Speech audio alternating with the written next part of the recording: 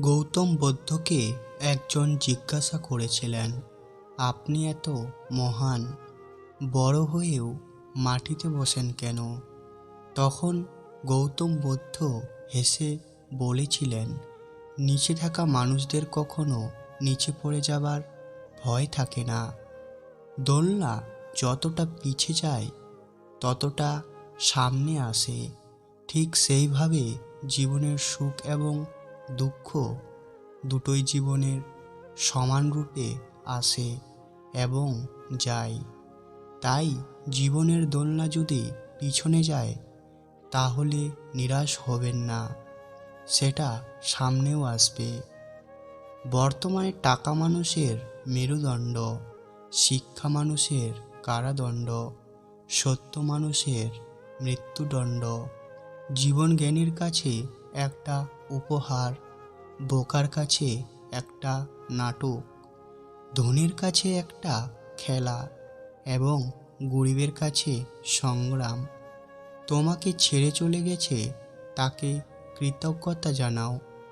ভাড়াটে চলে গেলে মালিকের কিছু যায় আসে না।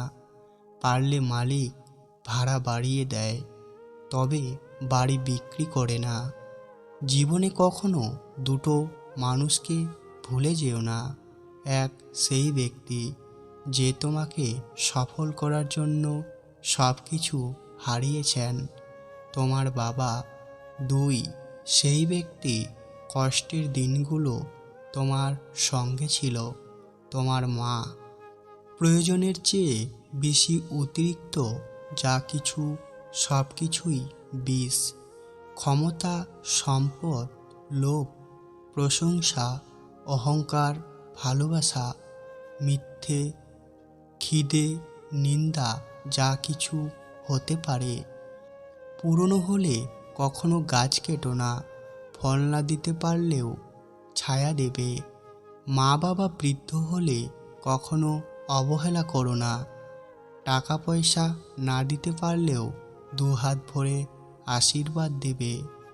সব লোকে তোমাকে বুঝবে এটা জরুরি নয়। দাড়িপাল্লা ওজন বলতে পারে, কোয়ালিটি নয়।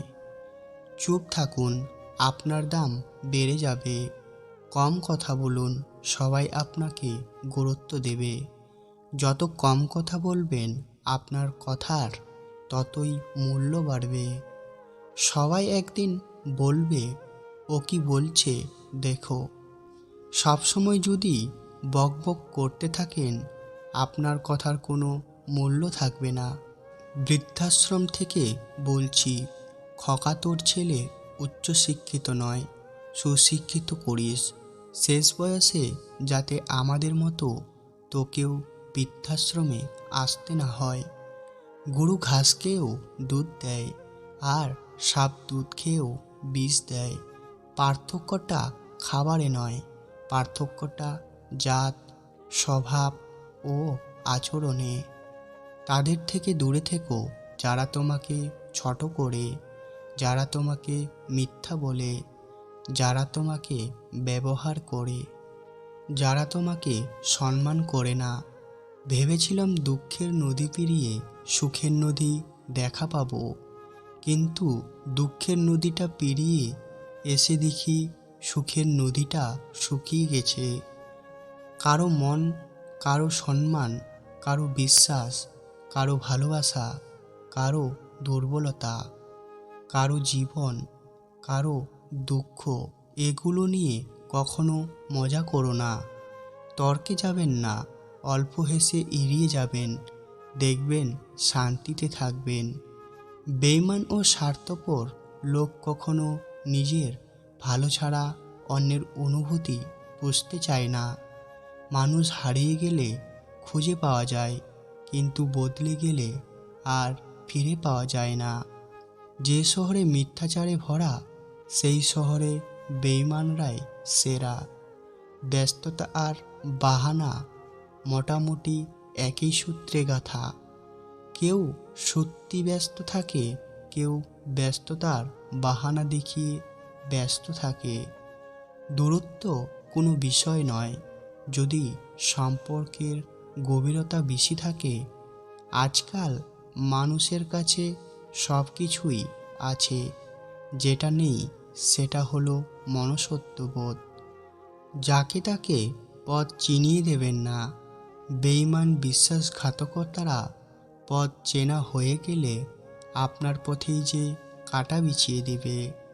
একজন সৎ ব্যক্তি প্রেমিকার চোখে বোকা, স্ত্রীর চোখে গাধা, সমাজের চোখে আসামি। একজন অসৎ ব্যক্তি প্রেমিকার চোখে সমাজ সেবী। হ্যাঁ, এটাই বর্তমান সমাজের অবস্থা। সুন্দর বিদায় হলো ক্ষতি না করে বিদায় নেওয়া। সুন্দর ক্ষমা হলো বোকা না দিয়ে ক্ষমা করা।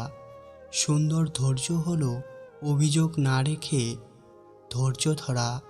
বন্ধু 3 প্রকার: আয়ুর্বেদিক বন্ধু, সব কিছু মধুর মতো মিষ্টি, খালি বিপদে কাজে লাগে না। অ্যালোপ্যাথিক বন্ধু সব সময় কাজে লাগে, কিন্তু কখনো কখনো বিপদ ডেকে আনে। হোমিওপ্যাথিক বন্ধু বিশেষ কিছু কাজে লাগে না, কিন্তু সব সময় পাশে থাকে। বড়লোক মারা যাবে টাকার চিন্তায়, গরিব মারা যাবে খিদায়, আর মধ্যবিত্ত মারা যাবে লজ্জায়। দুষ্টু লোকের ব্রেন আর সিটি কর্পোরেশন ড্রেন, এই দুটো কখনো পুরোপুরি পরিষ্কার হয় না, ভেতরে ময়লা থেকেই যায়। 4টি বিষয় কখনো লজ্জা পেও না: পুরনো পোশাক, সাধারণ জীবনযাপন, দরিদ্র বন্ধু, বৃদ্ধ বাবা মা। একটা কথা কি জানো তো, কান্না লুকিয়ে যে একবার হাসতে শিখে গেছে, তুমি তাকে আর কখনোই কাঁদাতে পারবে না। কিছুটা না পাওয়ার দুঃখ আর কিছুটা পেয়ে হারানোর কষ্ট, এটা নিয়েই প্রত্যেকটা মানুষ বেঁচে আছে। যেটা ঘটতে চলেছে সেটা ঘটবে, যা ঘটার নয় তা কখনোই ঘটবে না। এরকম নিশ্চয়তা পূর্ণ মনোভাব যার মধ্যে আছে, তাকে দুশ্চিন্তা কখনোই কষ্ট দিতে পারে না। মেয়েদের জীবনের ডিকশনারিতে 2টো শব্দ বেশি পাওয়া যায়, একটা হলো স্যাক্রিফাইস আর একটা হলো অ্যাডজাস্টমেন্ট। 3টে কথা সবসময় মনে রেখো: যে তোমাকে সাহায্য করে তাকে কখনো ভুলে যেও না। যে তোমাকে ভালোবাসে তাকে কখনো ঘৃণা করো না। যে তোমাকে বিশ্বাস করে তাকে কখনো ঠগিও না। আমি জানি যে তুই অন্য কারো, তবু কেন জানি না তোকে নিজের মনে হয়।